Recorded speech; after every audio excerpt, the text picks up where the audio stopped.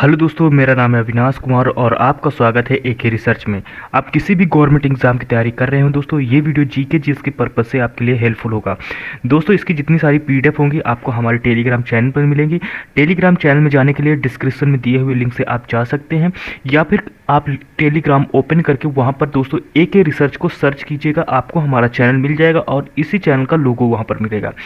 फिर इसके बाद दोस्तों आगे, अगर इनमें से आप किसी भी गवर्नमेंट एग्जाम की तैयारी कर रहे हैं तो दोस्तों ये चैनल आपके लिए परफेक्ट है। इसमें से सारे प्रैक्टिस सेट कराते हैं और जितने भी से दोस्तों प्रीवियस ईयर क्वेश्चन होते हैं, एक्सपेक्टेड दोस्तों क्वेश्चन होते हैं, सारे इसमें कराए जाते हैं। तो दोस्तों अगर आज इनमें से किसी भी एग्जाम की तैयारी कर रहे हैं दोस्तों, तो आपके लिए ये हेल्पफुल होने वाला है।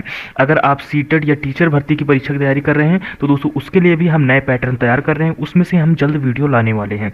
तो दोस्तों चलिए शुरू करते हैं अपने क्वेश्चन को। तो दोस्तों इसमें से जो हमारा पहला क्वेश्चन आता है, यानी कि इसमें से एक नंबर है और टोटल, यानी कि इसमें से सारे दोस्तों केमिस्ट्री के क्वेश्चन है दोस्तों, आपको इसमें से केमिस्ट्री के क्वेश्चन मिलने वाले हैं। और जितने भी इसमें टोटल क्वेश्चन है, यानी कि किसी भी अगर गवर्नमेंट एग्जाम की आप तैयारी करते हैं या किसी भी गवर्नमेंट एग्जाम देने वाले हैं, तो केमिस्ट्री से जहाँ जहाँ से क्वेश्चन बनने वाले हैं वो सारे क्वेश्चन इसमें से हम दोस्तों लेके आए हैं। तो दोस्तों चलिए शुरू करते हैं अपनी वीडियो को। तो हमारे वीडियो में जो पहला क्वेश्चन है, एक ही प्रकार का परमाणु किस में मिलता है? तो दोस्तों प्राकृतिक तत्वों में मिलता है। दूसरा नंबर है वायु क्या है दोस्तों? तो वायु एक मिश्रण है। फिर तीसरा नंबर है अमोनिया क्या है दोस्तों? अमोनिया एक रासायनिक यौगिक है। फिर इसके बाद दोस्तों तीसरा नंबर आता है चौथा, यानी कि दोस्तों चौथा नंबर आता है हीरा, यानी डायमंड है एक एलिमेंट है। फिर इसके बाद दोस्तों डायमंड एक तत्व है, कार्बन एक तत्व, क्योंकि हीरा तो दोस्तों कार्बन का ही बना होता है। फिर इसके बाद दोस्तों 5 नंबर जल एक यौगिक है, क्योंकि इसमें रासायनिक बंधों से जुड़े हुए 2 भिन्न तत्व होते हैं। जी हाँ दोस्तों, इसमें हाइड्रोजन और ऑक्सीजन।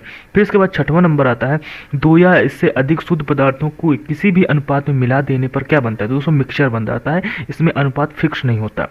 फिर इसके बाद दोस्तों 7वां नंबर आता है ऐसे तत्व जिनमें धातु अधातु दोनों के गुण पाए जाते हैं, वो क्या कहलाते हैं दोस्तों? उपधातु कहलाते हैं। फिर 8 नंबर है विरंजक चूर्ण क्या है, यानी ब्लीचिंग पाउडर क्या है? तो ब्लीचिंग पाउडर दोस्तों एक यौगिक है। 9 नंबर है बारूद होता है दोस्तों एक मिश्रण होता है। फिर इसके बाद दोस्तों 10 नंबर आता है वह वैज्ञानिक जिसमें परमाणु सिद्धांत की खोज की दोस्तों जॉन डाल्टन ने की थी। 11 नंबर है परमाणु के नाभिकों में कौन से कण होते हैं? दोस्तों प्रोटॉन एवं न्यूट्रॉन के कण होते हैं। फिर इसके बाद दोस्तों 12 नंबर आता है एक इलेक्ट्रॉन पर कितने आवेश होते हैं? तो माइनस आता है दोस्तों, माइनस लगा है 1.6 मल्टीपल 10⁻19 होता है। ये चार्ज, सी का मतलब चार्ज होता है। फिर दोस्तों 13 नंबर आता है परमाणु विद्युत होते हैं दोस्तों उदासीनी के रूप में। फिर 14 नंबर है इलेक्ट्रॉन की खोज किसने की? दोस्तों थॉमसन ने की थी। फिर इसके बाद दोस्तों 15 नंबर आता है प्रोटॉन की खोज किसने की थी? गोल्डस्टीन ने की थी। 16 नंबर आता है एक भारतीय वैज्ञानिक जिसका नाम एक विशिष्ट मूल कण के साथ जुड़ा, तो बोस। जी हाँ दोस्तों, बोस जी का नाम जुड़ा है। 17 नंबर आता है न्यूट्रॉन की खोज किसने की? दोस्तों चैडविक ने की थी। 18 नंबर है किसी परमाणु का रासायनिक व्यवहार निर्भर करता है दोस्तों उसके न्यूक्लियस के इर्द गिर्द घूम रहे इलेक्ट्रॉनों की संख्या पर। फिर इसके बाद दोस्तों नेक्स्ट क्वेश्चन की तरफ बढ़ते हैं। क्वेश्चन बहुत ज़्यादा है, इस वजह से क्वेश्चन को थोड़ा फास्ट करेंगे। 19 नंबर आता है किसी परमाणु के परिक्रमण कर रहे किसी इलेक्ट्रॉन की कुल ऊर्जा सदा धनात्मक होती है। जी हाँ दोस्तों। फिर इसके बाद दोस्तों 20 नंबर आता है परमाणु भार का अंतर्राष्ट्रीय मानक क्या है? जी हाँ दोस्तों, परमाणु भार का एक अंतर्राष्ट्रीय मानक रखा है, -12 आता है दोस्तों। फिर इसके बाद दोस्तों नेक्स्ट है, यानी कि कीस है न्यूक्लियस की द्रव्यमान संख्या दोस्तों सदा उसके परमाणु क्रमांक से अधिक होता है, उसके परमाणु नंबर से अधिक होता है। फिर इसके बाद दोस्तों नेक्स्ट आता है 22 नंबर आता है स्थायी नाभिक, इसमें से लिखा है दोस्तों न्यूट्रॉनों, स्थायी नाभिक में क्या होता है? न्यूट्रॉन और प्रोटॉन की लगभग संख्या के समान होती है, लगभग बराबर होती है। 23 नंबर आता है अनिश्चितता के सिद्धांत का प्रतिपादन किया दोस्तों हाइजेनबर्ग ने किया था। 24 नंबर है नाभिकीय की खोज किसने की? दोस्तों रदरफोर्ड ने की थी। किन कणों की सहायता की? तो अल्फा कणों से खोज की थी। जी हाँ दोस्तों, अल्फा कणों से खोज की थी। फिर इसके बाद दोस्तों 25 नंबर आता है किसी तत्व के रासायनिक गुण निर्भर करते हैं दोस्तों परमाणु संख्या पर निर्भर करते हैं। रिपीट हो गया क्वेश्चन।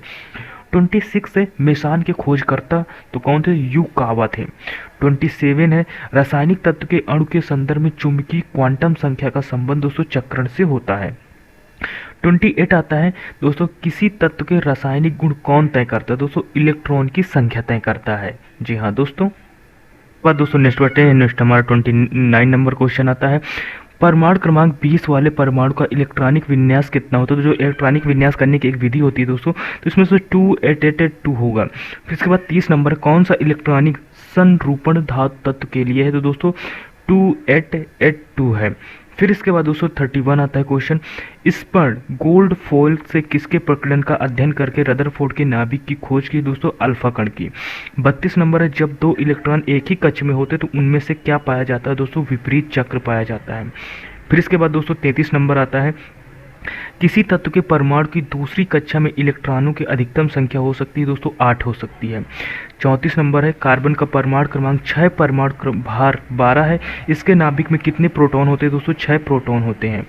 35 है दोस्तों, परमाणुक संख्या जेड, जी हाँ दोस्तों, परमाणुक संख्या जेड एवं द्रव्यमान संख्या ए के परमाणु के इलेक्ट्रॉनों की संख्या क्या होगी दोस्तों? जेड होगी। फिर 36 है दोस्तों, तत्व यानी 92 यूरेनियम 235 में प्रोटॉनों की संख्या 92 होती है। फिर इसके बाद दोस्तों 37 सोडियम का परमाणु संख्या 11 तथा परमाणु द्रव्यमान 23 है, इसमें से इलेक्ट्रॉन, न्यूट्रॉन एवं प्रोटॉन की संख्या क्रमशः होगी दोस्तों 11, 12, 11 होगी। फिर इसके बाद दोस्तों नेक्स्ट क्वेश्चन की तरफ बढ़ते हैं। 38 आता है, यूरेनियम दोस्तों ये 92 यूरेनियम 238 में प्रोटॉनों की संख्या दोस्तों 146 होती है। 39 है, किसी तत्व के परमाणु भार से संबंधित सर्वाधिक उपयुक्त कथन कौन सा है दोस्तों? द्रव्यमान संख्या के विपरीत एक तत्व का परमाणु भार भिन्न हो सकता है। फिर इसके बाद दोस्तों 40 नंबर आता है, परमाणु की प्रभावी त्रिज्या दोस्तों यानी कि 10 - 10 mm होती है। फिर इसके बाद दोस्तों 41 आता है, किसी तत्व की परमाणु संख्या 35 है तथा उसमें 18 इलेक्ट्रॉन है तो उसमें प्रोटॉन की संख्या होगी दोस्तों 18 होगी। फिर इसके बाद नेक्स्ट है 42, किसी तत्व के परमाणु में 2 प्रोटॉन, 2 न्यूट्रॉन और 2 इलेक्ट्रॉन हो तो उस तत्व की द्रव्यमान संख्या कितनी होगी दोस्तों? उसकी 4 होगी। फिर इसके बाद दोस्तों 43 आता है, ऋण आवेशित परमाणु यानी ऋणायन में प्रोटॉनों की संख्या क्या है दोस्तों? परमाणु में इलेक्ट्रॉनों की संख्या से कम होती है। 44 नंबर है, नाभिक की खोज के लिए रदरफोर्ड ने जब धातु के पतले पत्र पर अल्फा कणों की बौछार की तो अधिकांश अल्फा कण धातु की पन्नी को बिना विक्षेपण मतलब छेद को पार करके चले गए, यानी छेद किए हुए ही चले गए। अल्फा कण ऐसे कण होते हैं जो दोस्तों आर पार जा सकते हैं लेकिन बिना किसी लेयर को नुकसान पहुंचाए हुए। फिर इसके बाद दोस्तों नेक्स्ट है, तत्वों की प्राकृतिक को ज्ञात किया जा सकता है दोस्तों इलेक्ट्रॉनिक विन्यासीकरण द्वारा तत्व के नेचर को ज्ञात किया जा सकता है। 46 है, इसके निर्धारण में किसी तत्व की परमाणु संख्या सहायता नहीं करती दोस्तों नाभिकी के विद्यमान न्यूट्रॉनों की संख्या पर। फिर इसके बाद दोस्तों 47 आता है, रेडियो सक्रियता की खोज किस वैज्ञानिक ने सर्वप्रथम की? दोस्तों हेनरी बेकरवेल ने की थी। 48 है, रेडियो धर्मित पदार्थ उत्सर्जित करते हैं दोस्तों अल्फा कण, बीटा कण, गामा कण करते हैं। फिर इसके बाद दोस्तों नेक्स्ट है 49, अल्फा कण और बीटा कण की खोज किसने की? दोस्तों रदरफोर्ड ने की थी। फिर इसके बाद दोस्तों नेक्स्ट आता है 50 नंबर, किस वैज्ञानिक ने गामा किरणों की खोज की? दोस्तों रदरफोर्ड ने की थी। फिर इसके बाद 51 है दोस्तों, अल्फा किरणें दोस्तों हीलियम आयन पर निर्भर हैं दोस्तों। 52 है दोस्तों, बीटा किरणें दोस्तों ऋण आवेशित किरणें होती हैं। 53 है, किसमें ऋणात्मक आवेश होता है? दोस्तों गामा किरणों पे होता है। ये दोस्तों वन लाइनर क्वेश्चन, छोटे क्वेश्चन है। फिर इसके बाद दोस्तों 54 आता है, गामा किरणें होती हैं दोस्तों रेडियो सक्रिय पदार्थ द्वारा उत्सर्जित ऊर्जा मुक्त किरणें होती हैं। फिर इसके बाद दोस्तों नेक्स्ट आता है 55 नंबर क्वेश्चन आता है दोस्तों, नाभिकीय विखंडन के दौरान श्रृंखला अभिक्रिया को नियंत्रित करने के लिए न्यूट्रॉनों का अवशोषण करने हेतु किसका प्रयोग किया जाता है? दोस्तों बोरॉन का यूज किया जाता है। फिर इसके बाद दोस्तों 56 आता है, 11 Na22 से बीटा 1 बीटा उत्सर्जन के बनाने वाला पदार्थ दोस्तों यानी मैग्नीशियम है। फिर इसके बाद दोस्तों नेक्स्ट है 57 आता है, यदि किसी रेडियोधर्मी पदार्थ की मात्रा को दोगुना कर दिया जाए तो रेडियोधर्मी क्षरण की दर अपवर्तित रहती है। फिर इसके बाद दोस्तों नेक्स्ट क्वेश्चन की तरफ बढ़ते हैं। नेक्स्ट है दोस्तों 58 है, रेडियो एक्टिविटी पदार्थ की आर्द्र वायु 4 महीने है, इस पदार्थ की 3/4 भाग क्षय होने के समय लगेगा दोस्तों 8 महीने लगेंगे। 59 है दोस्तों, पृथ्वी की आयु का आकलन किया जाता है दोस्तों यूरेनियम डेटिंग से किया जाता है। जो पृथ्वी का आकलन किया जाता है दोस्तों वो यूरेनियम डेटिंग से किया जाता है, लेकिन जो जीवाश्म किया जाता है दोस्तों वो कार्बन 14 से किया जाता है। फिर इसके बाद दोस्तों 60 नंबर आता है, रेडियो कार्बन डेटिंग में किसका निर्धारण किया जाता है? जीवाश्म, मैंने बताया ना जीवाश्म का क्या है, रेडियो कार्बन डेटिंग से। 61 आता है दोस्तों हमारा, इसमें से 61 आता है, परमाणु बम का आविष्कार किसने किया था? दोस्तों ऑटो हॉर्न ने किया था। 62 है, परमाणु शक्ति संयंत्र किस सिद्धांत पर काम करता है? दोस्तों विखंडन विधि द्वारा काम करता है। 63 है दोस्तों, किस प्रकार की अभिक्रिया सबसे हानिकारक विकिरण पैदा करती है? विखंडन अभिक्रिया द्वारा। 64 है यानी सूर्य ऊर्जा से उत्सर्जित होती है दोस्तों, नाभिकीय संलयन से उत्सर्जित होती है। सूर्य में दोस्तों एनर्जी बनती है और जिस तरह हम दोस्तों अभी परमाणु एनर्जी में जो काम करते हैं दोस्तों, उसमें एनर्जी टूटती है। इसमें दोस्तों विखंडन होती है, यानी कि एनर्जी इसमें टूट रही है और इसमें एनर्जी बनती है। फिर इसके बाद दोस्तों 65 आता है, कौन सा पदार्थ नाभिकीय रिएक्टर में मंदक का काम करता है? दोस्तों भारी जल का काम करता है। भारी जल यही हमारा दोस्तों ड्यूटेरियम होता है। ये पानी से ही प्राप्त किया जाता है भारी जल। इसको कहते हैं 1000 लीटर में 1 ग्राम दोस्तों ये ड्यूटेरियम प्राप्त होता है, और उसको हम नाभिकीय रिएक्टर के आसपास चारों तरफ दोस्तों गोलाई से लगा देते हैं। तो ये दोस्तों यानी उस नाभिकीय रिएक्टर को मंदक मतलब कि धीमा कर देता है। फिर दोस्तों 66 आता है, विखंडन की प्रक्रिया उत्तरदायी होती है दोस्तों परमाणु बम में। जी हाँ दोस्तों, परमाणु बम में ऊर्जा मुक्त करने के लिए। फिर इसके बाद दोस्तों नेक्स्ट क्वेश्चन की तरफ बढ़ते हैं। नेक्स्ट क्वेश्चन हमारा 67 आता है, कोबाल्ट 60 आमतौर पर विकिरण चिकित्सा में प्रयुक्त होता है क्योंकि यह उत्सर्जित करता है दोस्तों गामा रेस उत्सर्जित करता है। 68 है दोस्तों, हाइड्रोजन बम किस सिद्धांत पर कार्य करता है? दोस्तों अनियंत्रित संलयन अभिक्रिया पर काम करता है। फिर दोस्तों इसके बाद 69 आता है, एक रेडियोधर्मी पदार्थ की आर्द्रवायु 10 दिन है, इसका अभिप्राय क्या है? दोस्तों पदार्थ का 3/4 भाग विघटन और 20 दिनों में हो जाए। दोस्तों यही इसका रेडियोधर्मी पदार्थ की अर्ध आयु है। फिर इसके बाद दोस्तों 70 है, एक रेडियोधर्मी तत्व जिसके भारत में बड़े भंडार पाए जाते हैं दोस्तों थोरियम में पाए जाते हैं। दोस्तों रेडियोधर्मी पदार्थ होता है, रेडियोधर्मी पदार्थ का मतलब होता है जिस पदार्थ से रेडियम निकलता है वो दोस्तों रेडियोधर्मी पदार्थ होता है। 71 है दोस्तों, कलपक्कम के फास्ट ब्रीडर रिएक्टर में ईंधन दोस्तों समृद्ध यूरेनियम होता है। वहां पर दोस्तों कलपक्कम में फास्ट ब्रीडर रिएक्टर में ईंधन पाया गया दोस्तों, यूरेनियम पाया गया। 72 है दोस्तों, कार्बन डेटिंग किसकी आयु निर्धारण हेतु प्रयुक्त होता है? दोस्तों जीवाश्म। दोबारा क्वेश्चन आ गया दोस्तों। 73 है, किस तत्व की समस्थानिकों के बीच अंतर किनकी भिन्न संख्या की उपस्थिति के कारण होता है? दोस्तों न्यूट्रॉन की। 74 है, किसकी परमाणु नाभिक आइसोटोप वह नाभिक है जिसमें प्रोटॉनों की संख्या वही होती है परंतु न्यूट्रॉनों की संख्या भिन्न होती है, यानी कि अलग अलग होती है। 75 आता है दोस्तों, हाइड्रोजन के रेडियो सक्रिय समस्थानिक को कहते हैं दोस्तों टाइटेनियम को। 76 है दोस्तों, हाइड्रोजन के समस्थानिकों की संख्या कितनी? दोस्तों 3 होती है। 77 है, सर्वाधिक संख्या में समस्थानिक किसके पाए जाते हैं? दोस्तों पोलोनियम के पाए जाते हैं। 78 आता है दोस्तों, पोलोनियम के समस्थानिकों की संख्या कितनी होती है? दोस्तों 27 होती है। 79 है दोस्तों, आइसोटोन होते दोस्तों समान संख्या में न्यूट्रॉन होते हैं। 80 नंबर है, वे आयन जिनमें इलेक्ट्रॉनों की संख्या समान होती है क्या कहलाते हैं? दोस्तों सम इलेक्ट्रॉनिक कहलाते हैं। फिर इसके बाद दोस्तों 81 आता है, किसके उत्सर्जन में समभारिक उत्पन्न हो? दोस्तों तो बीटा किरणों में उपस्थित होते हैं। 82 है दोस्तों, कोबाल्ट 60 आमतौर पर विकिरण चिकित्सा यथा कैंसर जैसे रोगों में प्रयुक्त होता है क्योंकि यह उत्सर्जित करता है दोस्तों गामा रेस उत्सर्जित करता है। 83 आता है दोस्तों, रक्त कैंसर यानी ल्यूकेमिया को नियंत्रित करने के लिए उपयोगी किया जाने वाला रेडियो आइसोटोप कौन सा है? दोस्तों कोबाल्ट 60 है। 84 है दोस्तों, अम्ल वह पदार्थ है जो प्रोटॉन देता है। जी हाँ दोस्तों, अम्ल एसिड यानी कि वो पदार्थ है जो प्रोटॉन को देता है। फिर इसके बाद दोस्तों नेक्स्ट क्वेश्चन की तरफ बढ़ते हैं। फिर इसके बाद दोस्तों 85 आता है, अम्ल एवं भस्म के परीक्षण के लिए किसका उपयोग किया जाता है? दोस्तों लिटमस का प्रयोग किया जाता है। फिर 86 आता है, जल में घुलनशील भस्म यानी बेस को क्या कहते हैं? दोस्तों उसे क्षार कहते हैं। 87 है, पीएच का मान निर्धारण किसने किया? दोस्तों सोरेंस ने किया था। दोस्तों 88 है, सभी फलों में घुलकर क्या प्रदान करते हैं? दोस्तों H+ आयन प्रदान करते हैं। फिर इसके बाद दोस्तों 89 आता है, 89 है, भस्म यानी कि बेस का स्वाद कैसे हो? दोस्तों खारा होता है। 90 नंबर है, किसी एक समान व्यक्ति के रक्त का पीएच मान का स्तर कितना होता है? दोस्तों 7.35 होता है या 7.45 होता है। फिर इसके बाद 91 है, दूध का पीएच मान दोस्तों 6.6 होता है।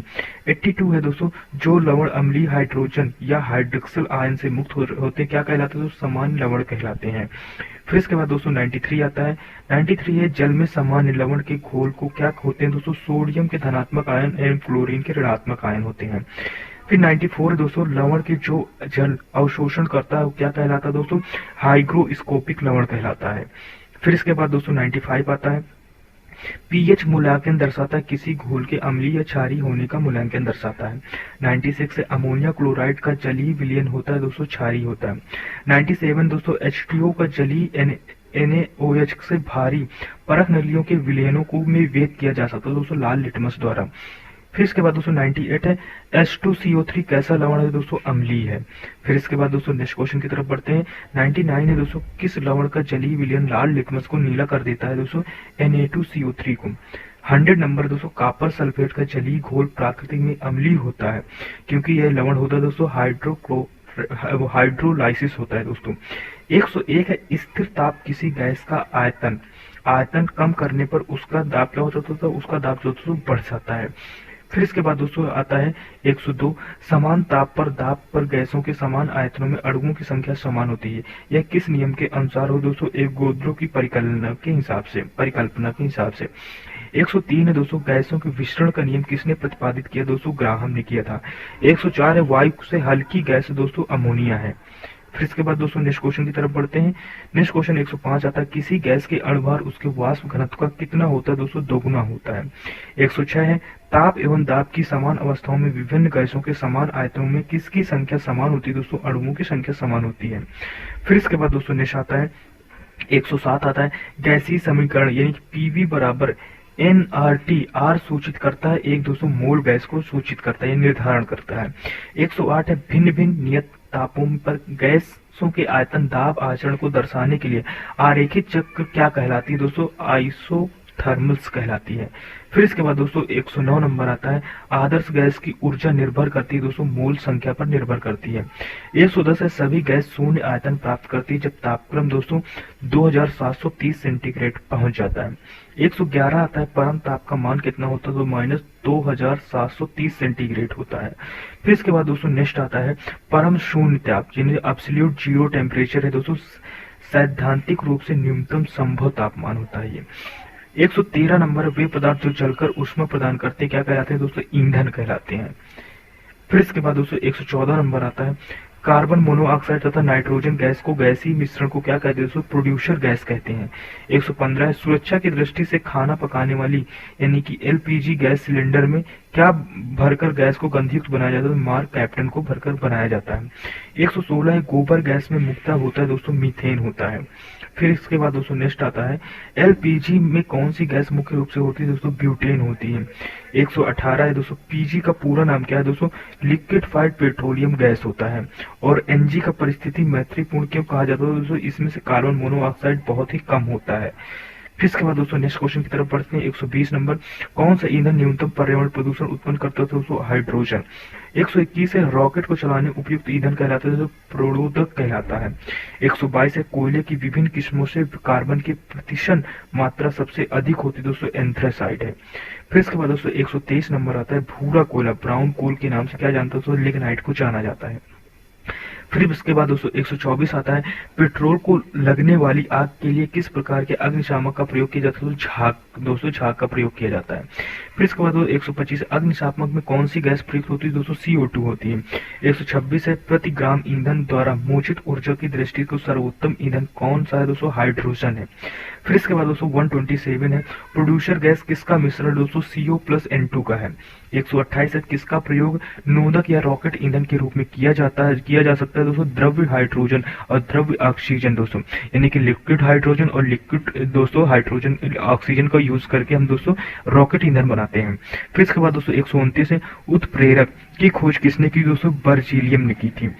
फिर इसके बाद दोस्तों नेक्स्ट क्वेश्चन की तरफ बढ़ते हैं। 130 आता है, उत्प्रेरक विष, जी हाँ दोस्तों क्या होता है दोस्तों, वो क्रिया निरोधक होता है।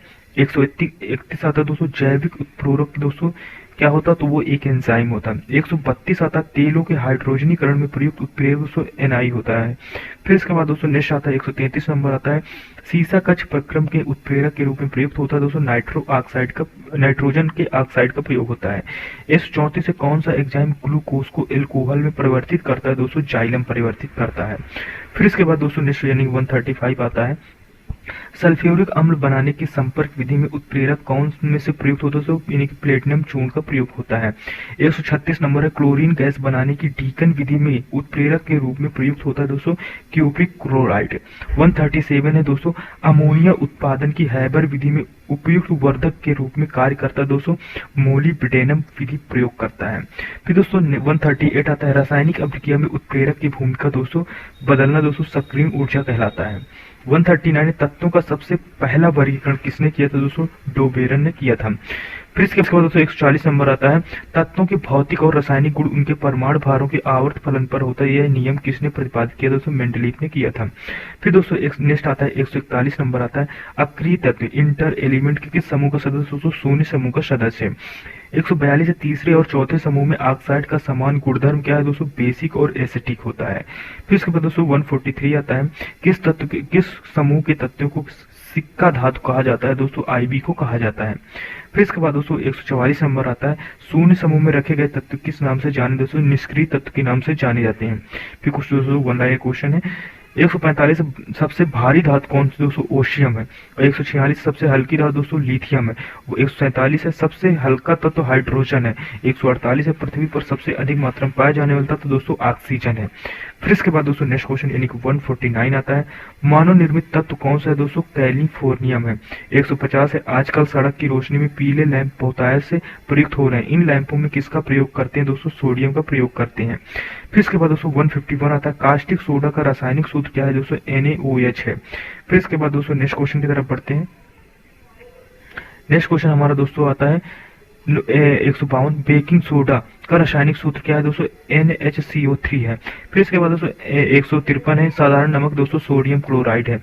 154 है दोस्तों, सागरीय जल की लवणता किस पे अधिकतम योगदान होती है? दोस्तों सोडियम क्लोराइड में सबसे अधिकतम उसका योगदान होता है। फिर इसके बाद दोस्तों अगर दोस्तों आप वीडियो के यहाँ तक पहुँच गए हैं तो आप जरूर पढ़ना चाहते हैं और क्वेश्चन काफी अच्छे आ रहे हैं दोस्तों, तो आप इस चैनल में बने रहिएगा। और आपको चैनल आए तो आप पढ़ तो रहे, साथ में उसको लाइक भी कर दीजिएगा और चैनल को सब्सक्राइब भी कर लीजिएगा।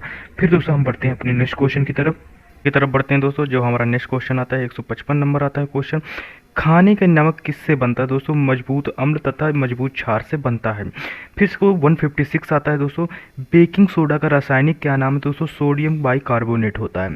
फिर दोस्तों 157 है, फोटोग्राफी में स्थिकर के रूप में प्रयुक्त होने वाला रसायन कौन सा? दोस्तों यानी सोडियम थायोसल्फेट होता है।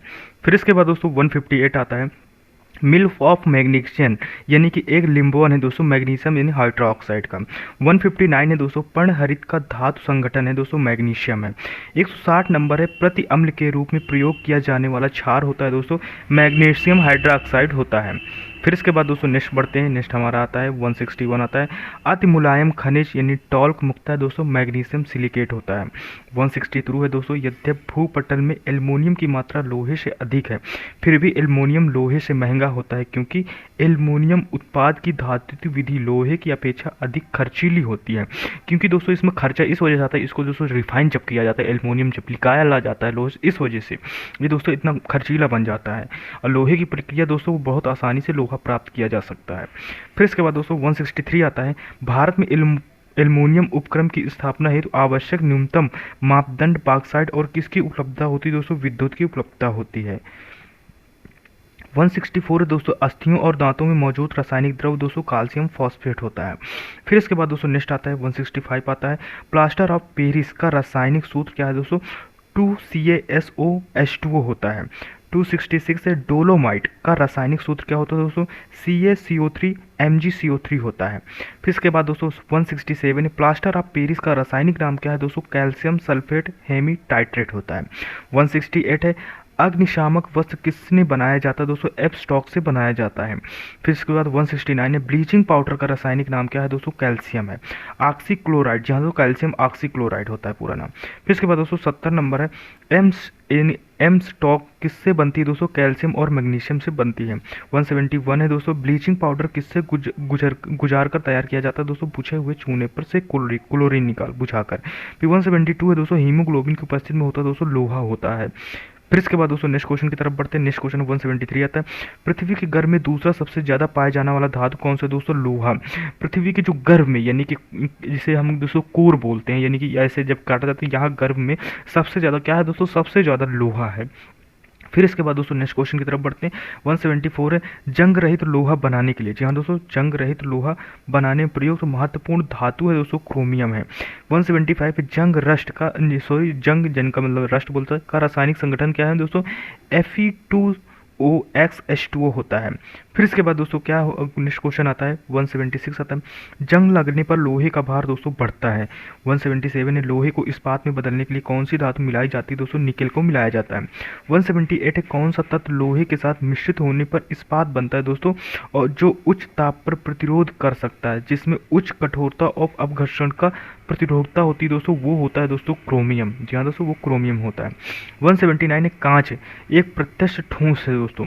180 नंबर है, स्टील को कठोरता प्रदान करने के लिए मिलाई जाती है क्रोमियम की मात्रा मिलाई जाती है। जी हाँ दोस्तों, स्टील में जो इतनी टाइट स्टील जो मजबूती आती है दोस्तों, वो क्रोमियम की वजह से आती है। 188 है, कौन सा पदार्थ सर्वाधिक प्रस्तुता यानी इस्पात दोस्तों। 182 है, गैल्वेनीकृत लोहे का लेप रहता है दोस्तों जिंक की वजह से। फिर इसके बाद दोस्तों 183 है, आयस को जंग लगने से रोकने के लिए कौन सी प्रक्रिया यानी कि कौन सी प्रक्रिया लाभकारी नहीं दोस्तों, अनिलन प्रक्रिया लाभकारी नहीं है। फिर इसके बाद दोस्तों नेक्स्ट 184 आता है, किस पदार्थ के लगाने से काटे स्थान में रक्त का बहना रुक जाता है दोस्तों, फेरिक क्लोराइड। 185 है, सर्वप्रथम मानव ने किस धातु का उपयोग किया दोस्तों, तांबे का। 186 है, पेयजल में कॉपर का अधिकतम अनुपात दोस्तों सांद्र mgl में यानी कि 2.0 होता है। फिर 187 आता है दोस्तों, वायु में थोड़ी देर रखने पर किसी धातु के ऊपर हरे रंग के बेसिक कार्बोनेट की परत जम जाती, वह धातु दोस्तों तांबा है।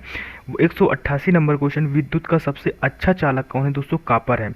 189 है, सोने के आभूषण बनाते समय उनमें से कौन सी धातु मिलाई जाती है दोस्तों, तांबा मिलाई जाती है।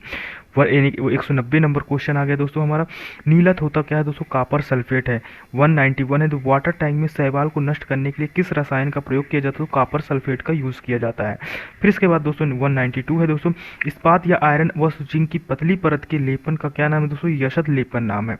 फिर इसके बाद दोस्तों नेक्स्ट है 193 है दोस्तों, चूहों को मारने की दवा दोस्तों जिंक फास्फाइड है। 194 ने रंगने में काम आने वाला तीखा पदार्थ दोस्तों जिंक फॉस्फेट होता है। 195 है, सर्वोत्तम विद्युत चालक दोस्तों चांदी है। फिर इसके बाद दोस्तों नेक्स्ट क्वेश्चन है 196 है, चांदी के बर्तन में कुछ अवधि के बाद काले क्यों पड़ जाते हैं दोस्तों, चांदी पर सल्फाइड का लेप बन जाने के कारण। 197 है, फोटोग्राफी में उपयोगी तत्व कौन सा है दोस्तों, सिल्वर है। सिल्वर तो यानी सिल्वर ब्रोमाइड है। 198 नेट आता है दोस्तों वन हमारा नेक्स्ट है 198 है, कृत्रिम वर्षा कराने के लिए रसायन में प्रयोग किया जाता है सिल्वर आयोडाइड का यूज किया जाता है। 199 नंबर है, कौन सी धातु स्वतंत्र अवस्था में पाई जाती है दोस्तों, सोना। 200 है क्वेश्चन नंबर है, सबसे अधिक लचीला और पीट कर पत्थर बनाए जाने योग्य धातु कौन सा है दोस्तों, वो सोना है। दोस्तों क्वेश्चन की मात्रा ज़्यादा है, इस वजह से हमने यानी कि टोटल 200 क्वेश्चन कर रहे हैं कि अभी लगभग 75 क्वेश्चन, और बाकी वीडियो बड़ा ना हो जाए क्योंकि आप लोग भी बोर हो रहे हैं, मुझे पता है ऐसे वीडियो आपको नहीं पसंद आते, लेकिन ये वीडियो दोस्तों जितना जो वीडियो पसंद नहीं आता वो वीडियो उतना ज़्यादा इंपॉर्टेंट होता है। तो दोस्तों आपको मैं 200 ही क्वेश्चन कराता हूँ क्योंकि आपको वीडियो काफ़ी बड़ा लग रहा होगा। तो दोस्तों आपको ये वीडियो कैसा लगा आप कमेंट बॉक्स पर जरूर बताइएगा, और हमारे AK रिसर्च चैनल को जरूर सब्सक्राइब कीजिएगा। हमारे इंस्टाग्राम अकाउंट पर भी जाइएगा, वहाँ भी हमें फॉलो कीजिएगा। हम भी वहाँ पर दोस्तों IAS PCS से रिलेटेड हम क्वेश्चन आंसर डालते रहते हैं दोस्तों, तो आप जरूर हमें फॉलो कीजिएगा, और आपका सपोर्ट दोस्तों हमारे लिए बहुत ज़रूरी है। तो दोस्तों मिलते हैं नेक्स्ट वीडियो में, तब तक टेक केयर, बाय बाय, जय हिंद।